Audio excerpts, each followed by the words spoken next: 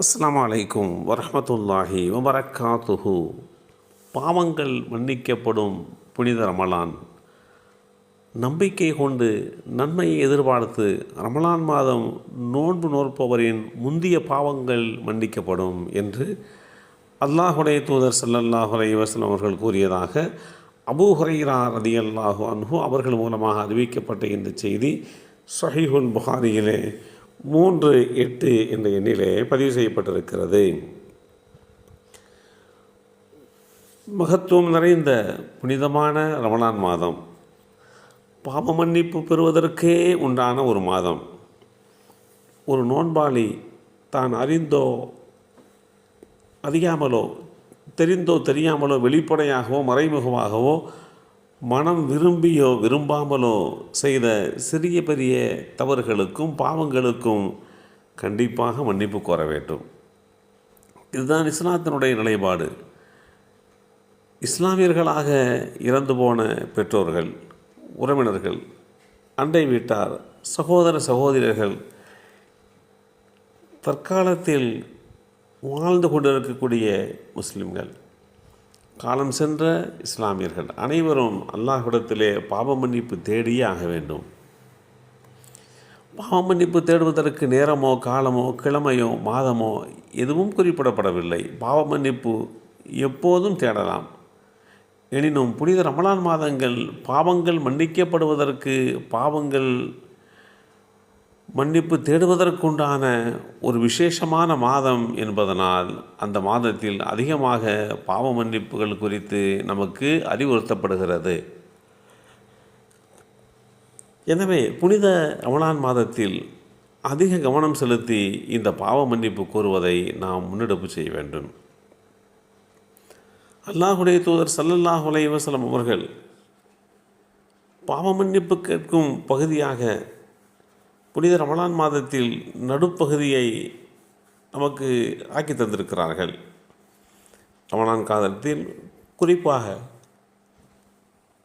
நோன்பாளிகள் பாவங்களில் இருந்து விடுதலை பெற்று புண்ணியங்கள் தேடுவதற்கு தங்களை சித்தப்படுத்தி கொள்ள வேண்டும். யார் லைலத்துல் கத்ர் இரவில் நம்பிக்கையுடனும் நன்மையை எதிர்பார்த்தும் நின்று வணங்குகிறாரோ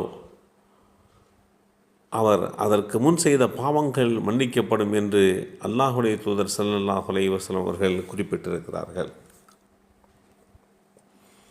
ஒரு தடவை அன்னை ஆயிஷா பிராட்டியார் ரலியல்லாஹு அன்ஹா அவர்கள், அல்லாஹுடைய தூதரே, லைலத்துல் கத்ருடைய இரவு எது என்று நான் அறிந்து கொண்டால் அதில் அதிகமாக என்ன கூற வேண்டும் என்று எனக்கு அறிவித்து கொடுங்கள் என்று கேட்டபோது, யா அல்லாஹ், நீ மன்னிப்பவன், மன்னிப்பை நேசிப்பவன், எனவே எனது பாவத்தை நீ மன்னித்து விடு என்பதாக லைலத்துல் கத்ருடைய இரவிலே அதிகமாக ஓதி வர வேண்டும் என்று அல்லாஹுடைய தூதர் ஸல்லல்லாஹு அலைஹி வஸல்லம் அவர்கள் அன்னை ஆயிஷா பிராட்டியார் ரலியல்லாஹு அன்ஹா அவர்களுக்கு அறிவுறுத்திய செய்திகளையும் நாம் பார்க்கிறோம். நம் சமுதாயத்திற்கு ரமலான் மாதத்தில் 5 பாக்கியங்கள் பிரத்யோகமான முறையிலே வழங்கப்படுகிறது. அவற்றில் ஒன்று ரமலானுடைய கடைசி இரவில் நோன்பாளிகளுக்கு பாவ மன்னிப்பு என்கின்ற அடிப்படையிலே வழங்கப்படுகிறது. புனித ரமலான் மாதம் முழுவதும் பாவ மன்னிப்பு தேடுவதற்குரிய நாட்களாகத்தான் இருக்கிறது. இது குறித்து அல்லாஹு தாலா வேதமறை குர்ஆனிலே தெளிவுபடுத்துகின்ற போது, பயபக்தியாளர்கள் விடியற்காலங்களில் சகர் நேரம் மன்னிப்பு கோரி கொண்டிருப்பார்கள். சகர் நேரம் என்பது ஒரு புனிதமான நேரம். அந்த வேளையிலே தங்களுடைய பாவ மன்னிப்புக்குண்டான அந்த நிலைப்பாட்டை தேடிக்கொள்ள வேண்டும் என்று வலியுறுத்துகின்றார்கள். நல்லோர்கள் இரவின் கடைசி நேரத்தில் மன்னிப்பு கோருவர்களாக இருப்பார்கள் என்றும் அல்லாஹ் வேதமறை குர்ஆனில் வாயிலாக தெளிவுபடுத்துகிறான். அல்லாஹ்விடம் பாவ மன்னிப்பு கேட்கும்போது சில விஷயங்களை நாம் புரிந்து கொண்டு அவைகளை கடைபிடிக்க கடமைப்பட்டிருக்கிறோம். அந்த விஷயங்கள், மன்னிப்பவனே என்னை நீ மன்னிப்பாயாக, கருணையாளனே எனக்கு கருணை காட்டுவாயாக, நான் அல்லாஹ்விடம் பாவ மன்னிப்பு தேடுகிறேன், எனது இரட்சகனே என்னை மன்னித்தல் புரிவாயாக, வணக்கத்துக்குரியவன் அல்லாஹ்வை தவிர வேறு யாரும் இல்லை, அவன் நித்திய ஜீவன். அத்தகைய அல்லாஹ்விடத்திலே நான் பாவ மன்னிப்பு கோரி அவன் பக்கமே பாவமேற்றி பெறுகிறேன் என்கின்ற அடிப்படையிலே நம்முடைய பாவ மன்னிப்புகள் அமையப்பெற வேண்டும் என்று இஸ்லாம் வழிகாட்டி தந்திருக்கிறது.